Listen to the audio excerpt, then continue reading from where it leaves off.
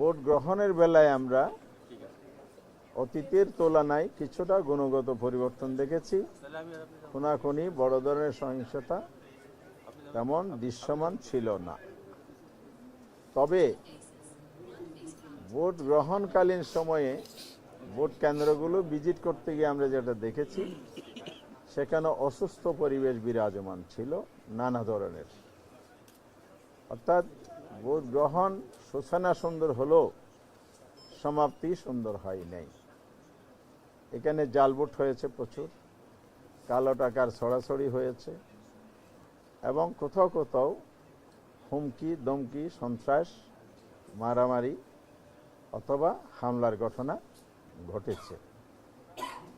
বড় ঘটনা না ঘটলেও সুষ্ঠু নির্বাচনের জন্য এগুলো নির্বাচনকে প্রশ্নবিদ্ধ করার জন্য বিভিন্ন উপাদান তৈরি হয়েছে এখানে। সেকেন্ড থিং হচ্ছে, যারা নির্বাচন প্রক্রিয়ার সাথে জড়িত ছিলেন মাঠ পর্যায়ে, সেখানে প্রার্থীদের পক্ষ থেকে, প্রার্থী সিভিলিয়ানদের পক্ষ থেকে বিভিন্ন ধরনের অভিযোগ, কমপ্লেন দায়ের করা হয়েছে, কিন্তু সেগুলো কার্যত কোনো ব্যবস্থা আমরা দেখি নাই। এরপরে আইন শৃঙ্খলা নিয়োজিত বাহিনী, যৌথ বাহিনী, এখানে অস্ত্র উদ্ধারের জায়গাটাও আজকের কমিশনও একই কথা বলেছেন যে এখনো 4 শতাধিক পিস্তল হারানো উদ্ধার হয়নি। কিছু অস্ত্র উদ্ধার হয়েছে, আর অবৈধ অস্ত্র তো আছেই। সব মিলে এই জায়গাটাও নির্বাচনের মধ্যে প্রভাব তৈরি করছে, এই অস্ত্রগুলো ভূমিকা রেখেছে, আমাদের কাছে রিপোর্ট আছে। আরেকটা বিষয় হচ্ছে, কালো টাকা, অস্ত্র, হুমকি দমকির পাশাপাশি ইলেকশন ম্যানিপুলেশন করার কিছু কার্যক্রম আমরা লক্ষ্য করেছি। যেমন কোনো কোনো কেন্দ্রে সেখানে কর্তব্যরত অফিসাররাও নিজেরা ব্যালটে সিল মারার কাজে লিপ্ত ছিলেন বলে অভিযোগ আছে। দলীয় কর্মীরাও সিল মেরেছেন, অভিযোগ আছে। আবার ভোট গ্রহণকালে এখানে প্রতিমধ্যে বাধা দেওয়া হয়েছে, ভয়ভীতি ছড়ানো হয়েছে, ভোট কাস্টিং কম হয়েছে, ভীতিকর পরিবেশ তৈরি করা হয়েছে। আমরা যারা 11 দল একসাথে ইলেকশন করেছি, তাদের পক্ষ থেকে বারবার কমিশনকেও বলা হয়েছে, স্থানীয়ভাবে বলা হয়েছে, কিন্তু এটার কোনো পদক্ষেপ আমরা সন্তোষজনকভাবে পাই নাই।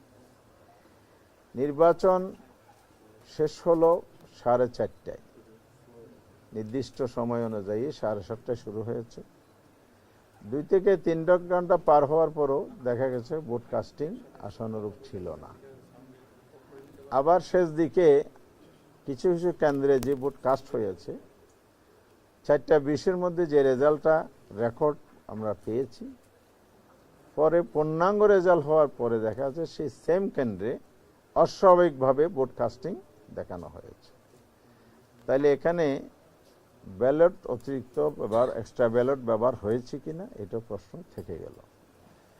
সব মিলে ইলেকশন ভোট গ্রহণের প্রক্রিয়ার মধ্যে এই ত্রুটিগুলো লক্ষ্য করা গেছে। সেকেন্ড হচ্ছে ভোট গণনা। গণনার ক্ষেত্রে কোথাও কোথাও এজেন্টকে ফোর্স করে বের করা হয়েছে, আবার যারা ছিলেন নিষ্ক্রিয় করা হয়েছে, কমপ্লেন দিলে ধমকি হুমকি দেওয়া হয়েছে, এই ধরনের কমপ্লেনও আছে। ওটা সুষ্ঠু গণনার যেই সুষ্ঠু পরিবেশ দরকার, সেটা কোথাও কোথাও ব্যাহত হয়েছে, এটা ছিল না। ফলে ইলেকশন ভোট গণনার মধ্যে যদি ত্রুটি থেকে যায়, ফলাফলে তার প্রভাব পড়বে, এটাই স্বাভাবিক। রেজাল্ট শিটেও দেখা গেছে ঘষা মাজা, কাটাছিটা, ওভার রাইটিং, এবং অনেক জায়গায় যে অরিজিনাল এজেন্ট ছিলেন প্রার্থীর, তার স্বাক্ষর নেওয়া হয়নি রেজাল্ট শিটে। যেমন ঢাকা 6 মনে হয় আব্দুল মান্নান, 6 আসনে রেজাল্ট শিট লেখা হয়েছে পেন্সিলে। সেখানে আমাদের প্রার্থী ছিলেন দাঁড়িপাল্লার ডক্টর আব্দুল মান্নান। রেজাল্ট শিটটা আমাকে দেখিয়েছে, কালকে আমি দেখেছি। সেখানে আমাদের এজেন্ট মুসলিম ছিলেন নামে তো মানুষ বোঝা যায়, কিন্তু এজেন্টের নাম লেখা আছে একজন হিন্দু ভদ্রলোকের নাম। তো এজেন্ট নাম পরিবর্তন যে হয়ে গেল, তাহলে এটা এই রেজাল্ট সিটের বৈধতা কি? সে রেজাল্ট সিটে তো আমাদের প্রার্থীর স্বাক্ষর নাই, অন্য একটা স্বাক্ষর লিখে দেওয়া হয়েছে। এরকম ত্রুটিপূর্ণ রেজাল্ট সিটও আমাদের কাছে আছে। এই বিষয়গুলো সহ ইলেকশন প্রক্রিয়ার মধ্যে যে ভোট গণনা ফলাফল প্রকাশে ত্রুটি হয়েছে, এগুলো নিয়ে আমরা আজকে কথা বলেছি। পার্টিকুলারলি 32টি আসন চিহ্নিত করা হয়েছে স্বল্প ভোটের ব্যবধানে, এখানে আমাদেরকে হারিয়ে দেওয়া হয়েছে, এটা আমাদের প্রার্থীদের বক্তব্য। সেখানে আল্লামা মামুনুর সাহেব, বাংলাদেশ খেলাফত মজলিসের যিনি প্রধান, জামায়াত ইসলামী সেক্রেটারি জেনারেল অধ্যাপক মিয়া গোলাম পরোয়ার আসন, ঢাকা 8 আসনের নাসিরউদ্দিন পাটোয়ারি, এই নামগুলো আপনারা জানেন, চিনেন, এই জন্য এগুলো বললাম। এই জন্য এই ধরনের আরও অনেকেই যেগুলো আমরা তালিকা জমা দিয়েছি, কমিশনের কাছে বলেছি এগুলো রিকাউন্টিং করা হোক, পুনর্গণনা করা হোক। এই চট্টগ্রাম 14 কর্নল অলি সাহেবের ছেলে ওমর ফারুক সাহেব, উনি এখানে উপস্থিত আছেন। ওনার অনেকগুলো এভিডেন্স উনি কমিশনকে শো করেছেন, উনি কি কি করেছেন, কি কমপ্লেন ছিল। এরপরে প্রার্থী ব্যালিড ইনভ্যালিড করার ক্ষেত্রে ঋণ খেলাফিদেরকে বৈধতা দেওয়া হয়েছে, দ্বৈত নাগরিকত্ব বৈধতা দেওয়া হয়েছে। এই বিষয়গুলো হলো মেজর বিষয় হিসেবে আমরা পেশ করেছি। কমিশনের কাছে আমরা এটাও বলেছি, আপনারা তড়িঘড়ি করে গেজেট প্রকাশ করেছেন, কারণ 12 তারিখ ইলেকশন হয়েছে, 13 তারিখ রাত 11টায় গেজেট প্রকাশ হয়েছে। তাহলে একটা লোক পঞ্চগড় থেকে, টেকনাফ থেকে, কুতুবদিয়া থেকে এসে আবার 13 তারিখ কমপ্লেন দায়ের করতে পারেন নাই।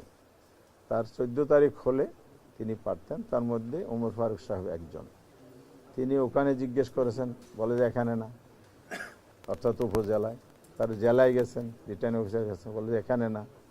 আবার উনি দৌড়ে আসছেন ইলেকশন কমিশনে, এখানে আসার পরও বলে যে গ্যাজেট হয়ে যাওয়ার কারণে সুযোগ নাই।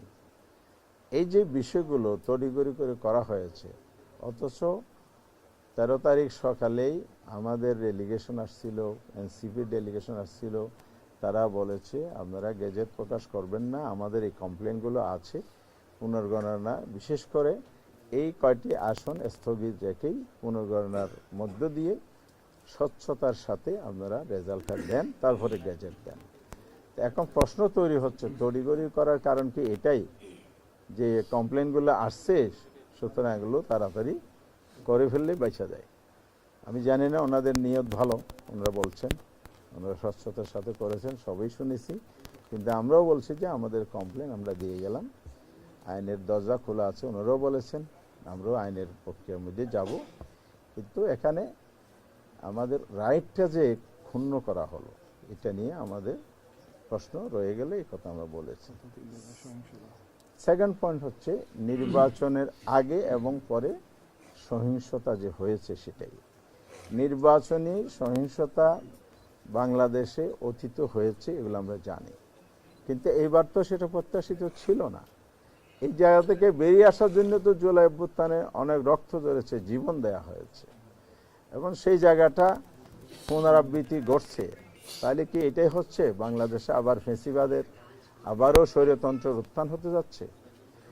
আমার বোনরা, আমার মায়েরা, নারীরা আজকে নিরাপদ হলো না। হাতিয়ার ঘটনা কি আপনারা জানেন? 2018 সালের সেই সুবর্ণ সৌধের ঘটনার পুনরাবৃত্তি ঘটেছে। সেদিন কি হয়েছিল? একজন মা, একজন নারী, 4 সন্তানের জননী, তাকে গণধর্ষণের শিকার হতে হয়েছিল। প্রশাসন বলেছে এদিন কোনো ঘটনা ঘটে নাই। হাতিয়া তো একই সুর বাজতেছে। তাহলে সেই স্বৈরাচারী আমলের সুর যদি এই সময়ে বাজে, তাহলে এখানে গুণগত পার্থক্যটা কোথায়? দেশ কোন দিকে যাচ্ছে? এইবার আমরা কনসার্ন। এরপরে আমার নিজের আসনও 3 জন নারীকে আঘাত করা হয়েছে, মাথা ফেটে দেওয়া আছে, রক্তাক্ত করা হয়েছে।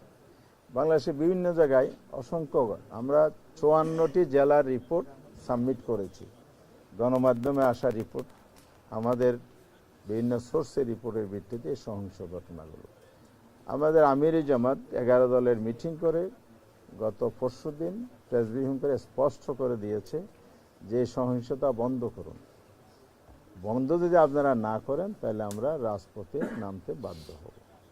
আমাদের 11 দলের সিদ্ধান্ত হয়েছে, পার্লামেন্টে আমরা গঠনমূলক বিরোধী দলের ভূমিকা পালন করব, দেশ এবং জাতির স্বার্থে কথা বলবো, আমাদের বক্তব্য তুলব। দেশ গড়ার জন্য আমাদের বাংলাদেশ, দেশকে আমরা ভালোবাসি, দেশকে আমরা পিছনে নিতে চাই না, সামনে নিতে চাই। সেই সেন্টিমেন্ট থেকে আমরা কাজ করার জন্য, ভূমিকা পালনের জন্য প্রস্তুত আছি ইতিবাচকভাবে। কিন্তু যদি এই ধরনের সহিংসতা অব্যাহত থাকে তাহলে অবশ্যই দেশ আবার পিছনের দিকে যাবে। আমরা কোনো অপশক্তির হাতে, যারা ষড়যন্ত্র করে দেশকে অস্থিতির সৃষ্টি করে গণতন্ত্রের অভিযাত্রাকে ধ্বংস করার পায়তারা করবে, সে জায়গায় আমরা আপোষহীন থাকব। এই জন্য প্রয়োজনে আমরা রাস্তায় নামতে বাধ্য হব। ইতিমধ্যেই আমরা 11 দলের পক্ষ থেকে গতকাল লিয়াজি কমিটির মিটিং করেছি। শীর্ষ নেতৃবৃন্দের সাথে আলাপ করে আমরা আগামীকাল 16ই ফেব্রুয়ারি ঢাকার রাজপথে বাইতুল মোকাররম উত্তর গেট থেকে আমরা প্রতিবাদ সভা এবং বিক্ষোভ মিছিলের ঘোষণা দিয়েছি। কারণ হচ্ছে এই সহিংসতা বন্ধ করতে হবে। বিকাল 4:30টায় জনগণকে সাথে নিয়ে আমরা এটা প্রতিবাদ করতে চাই। এত যে না থামে তাহলে আমাদেরকে রাজপথে আরও আগাতে হবে। আমরা চাই না রাজপথে রাজনৈতিক বিষয় সমাধান করতে হোক। দেশে একটি পার্লামেন্ট গঠিত হয়েছে, হয়তো 2 দিন পরে শপথ হবে।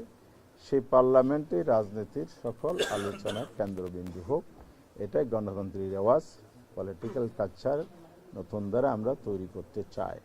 কিন্তু যারা অধিক সংখ্যক আসনে বিজয়ী হয়ে সেই পথে না হেঁটে অসুস্থ পথে যেতে চান, জনগণ সেটা মেনে নেবে না। জনগণকে সাথে নিয়ে আমরা এটা রুখে দেবো ইনশাআল্লাহ। আরেকটা বিষয় হলো সংস্কার। খানা ভোট হয়েছে, এখানে অবাক হওয়ার মতো বিষয়, বিভিন্ন আসনে আপনার ধানের শীষ প্রার্থী বা তাদের জোটের প্রার্থী যা ভোট পেয়েছে, না ভোট পড়েছে সেই পরিমাণ। তাহলে সংস্কার সবাই মিলে করার জন্য আমরা জুলাই সনদ রচনা করলাম, কিন্তু ভোটের রেজাল্টটা এরকম হয়েছে কিভাবে, এটা দেশবাসী অবশ্যই বিবেচনায় আনবে আগামী দিনে। তবে আমরা এই জায়গায় স্পষ্ট করতে চাই, অনেক রক্তের বিনিময়ে জুলাই সনদ তৈরি হয়েছে, অনেক চেষ্টা, অনেক শ্রম সাধনা, রাষ্ট্রীয় কোষাগারের অর্থ ব্যয়, অনেক মানুষের অনেক সময় স্যাক্রিফাইস করার মধ্যে দিয়ে এটা হয়েছে। সেই জায়গায় যদি নতুন কোনো কিছু গড়তে যায় তাহলে এটা জনগণ গ্রহণ করবে না। প্রফেশনের প্রাপ্ত ভোটের ভিত্তিতে যে আফার হাউজের 100 আসনের সদস্য নির্বাচিত হওয়ার কথা, সেই জায়গাটাও নতুন করে প্রশ্নবিদ্ধ করা হচ্ছে।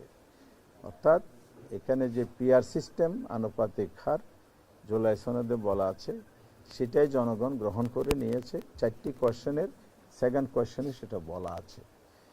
এটা কেউ যদি বলে যে তাদের নোট অফ ডিসেন্ট ছিল, তাহলে আমরা মনে করি জনগণের ম্যান্ডেট আসার পরে এর জন্য কোনো নোট অফ ডিসেন্ট আর কার্যকারিতা নাই। সেটা দলীয় বিষয়, এখন পাবলিক প্রপার্টি হয়ে গেছে, জনগণের অ্যাসেট হয়ে গেছে, জনগণের ম্যান্ডেট এসে গেছে। এখন প্রয়োজন হলো সবাই মিলে দেশকে সামনে এগিয়ে নিতে হলে জুলাই সনদ বাস্তবায়ন করার দিকে পথ চলতে হবে, ঐক্যবদ্ধ সবাইকে ভূমিকা পালন করতে হবে। শেষ কথা হচ্ছে, বাংলাদেশ একটি নির্বাচনের মধ্য দিয়ে কনস্টিটিউশনাল প্রসেসে ক্ষমতার পরিবর্তন হয়, একদল ক্ষমতায় আসে, দেশ পরিচালনা করে, 5 বছর পরে আবার ইলেকশন হবে, এটি স্বাভাবিক। কিন্তু কোনো দলের জনগণের দায়িত্ব নেওয়ার পরে যদি মিসহ্যান্ডেলিং হয়ে যায়, সেই দায়িত্ব তাদেরকে নিতে হবে। আর এবারের ইলেকশনে জন আকাঙ্ক্ষার প্রতিফলন ঘটে নাই, যে কারণে জনগণের ভোটের মাধ্যমে যে ক্ষমতার পরিবর্তনে আশাটা ছিল, এই কথাটা কিন্তু প্রশ্ন রয়ে গেল। তবে আমরা আশাবাদী হতে চাই, আগামী দিনে যেই আমাদের সামনে বাংলাদেশ গড়ার স্বপ্ন আছে, আমাদের নির্বাচনী ম্যানিফেস্টোতে আমরা বলেছি আমরা ঐক্যবদ্ধ বাংলাদেশ চাই, আমরা সবাই মিলে দেশ গড়তে চাই, দেশকে সামনে এগিয়ে যেতে চাই। সেই চিন্তা, ধ্যান ধারণা সমুন্নত রেখে আমরা সামনে এগিয়ে যেতে চাই। এই জন্য কমিশনকে আমরা বলেছি এই অভিযোগগুলো আপনারা খতিয়ে দেখেন, আর আমরা আইনি প্রক্রিয়া যেটা আগাবো, স্বচ্ছতার সাথে যদি আইন প্রয়োগ হয়, বিচারিক প্রক্রিয়া অনুসরণ করা হয়, কোনো হস্তক্ষেপ ছাড়া যদি ন্যায় বিচার প্রতিষ্ঠিত হয়, এটাই হবে আগামীর বাংলাদেশের জন্য একটা নতুন মাইলফলক। দেশে আইনের শাসন, ন্যায় বিচার প্রতিষ্ঠিত হবে।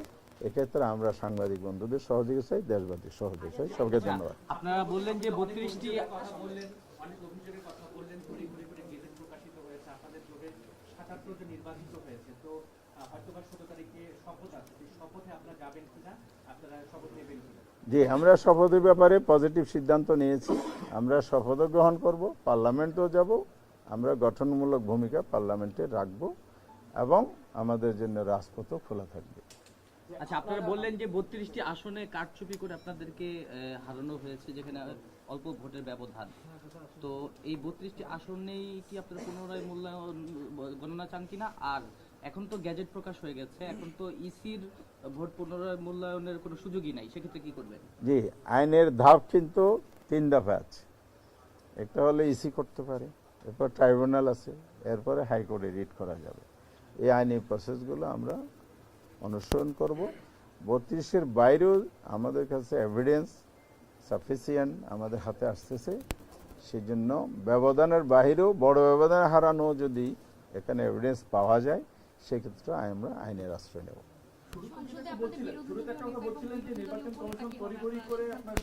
বিরোধীয় নেতা, উপনেতা, চিফ হুইপ এগুলো পার্লামেন্টারি যারা ইলেকটেড মেম্বার, তারা বসে এগুলো ঠিক করেন, তাদের ভোটাভুটির মতামতের ভিত্তিতে নির্ধারিত হয়। আমরা অবশ্যই শপথ গ্রহণের পরে এবারে সিদ্ধান্ত নেব। 5 আগস্টের পর সবসময় আপনারা রাষ্ট্র সংস্কারের কথা বলেছেন, আপনাদের কি কখনো মনে হয়েছে কিনা যে ভোট পদ্ধতির সংস্কারের প্রয়োজন?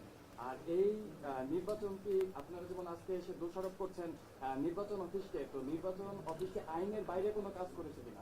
জি, ধন্যবাদ। সংস্কার তো কমিশনের মধ্যে নির্বাচন কমিশনের সংস্কারের কিছু বিষয় মৌলিকভাবে এসেছে। জুলাই সনদ বাস্তবায়ন হলে এগুলো আমরা সুফল পাবো, যেহেতু বাস্তবায়ন হয়নি, সুফল পাইনি। সেকেন্ড হচ্ছে ইলেকশন কমিশন তাদের বক্তব্য অনুযায়ী হার অ্যান্ড সোল চেষ্টা করেছে, পরিশ্রম করেছে, এটা আমরা শুনেছি, এটা আমরা বিশ্বাসও করতে চাই। আর গুণগত চেঞ্জ যেটা আমি বলেছি শুরুতে, সেটাও একটা অ্যাচিভমেন্ট বলতে চাই। কিন্তু মৌলিক জায়গায় আপনি যতই সুষ্ঠু ভোট গ্রহণ করেন না কেন, ফেয়ারলি যদি রেজাল্ট ঘোষণা না হয়, এখানে যদি ইঞ্জিনিয়ারিং হয়, আপনি যদি এটা চেক দিতে না পারেন, পদক্ষেপ না নিতে পারেন, এখানে ওই একটা দায়সারা গোছরের বক্তব্য দিলে হবে না। এখানে দায় দায়িত্ব অন্যরা এড়াইতে পারবে না। ইলেকশন ইঞ্জিনিয়ারিং দায় দায়িত্ব ইলেকশন কমিশনকেও নিতে হবে। ইসি আমাদের এগুলো দেখবেন বলেছেন এবং ওনারা ব্যবস্থা, প্রয়োজনীয় ব্যবস্থা যতটুকু কমিশনের ক্ষমতার ভিতরে আছে এটা নেবেন বলেছেন। লাস্ট একটা কোয়েশ্চেন, সেটা হলো আমরা সোশ্যাল মিডিয়াতে একটা ছায়া মন্ত্রিসভার বিষয় দেখতে পাচ্ছি। শিশির মনির ভাই একটা পোস্ট দিচ্ছে, আসিফ মাহমুদ সজীব ভুঁইয়া একটা, তারপর সবাই যেহেতু আছেন, আপনাদের কি এটা দলীয় কোনো পদক্ষেপ কিনা? এই বিষয়ে আমরা আনুষ্ঠানিক আলোচনা করি নাই, এখানে সবাই একটা মত দিচ্ছে, আমরা আনুষ্ঠানিক আলোচনা হওয়ার পরে আপনাদেরকে জানাবো।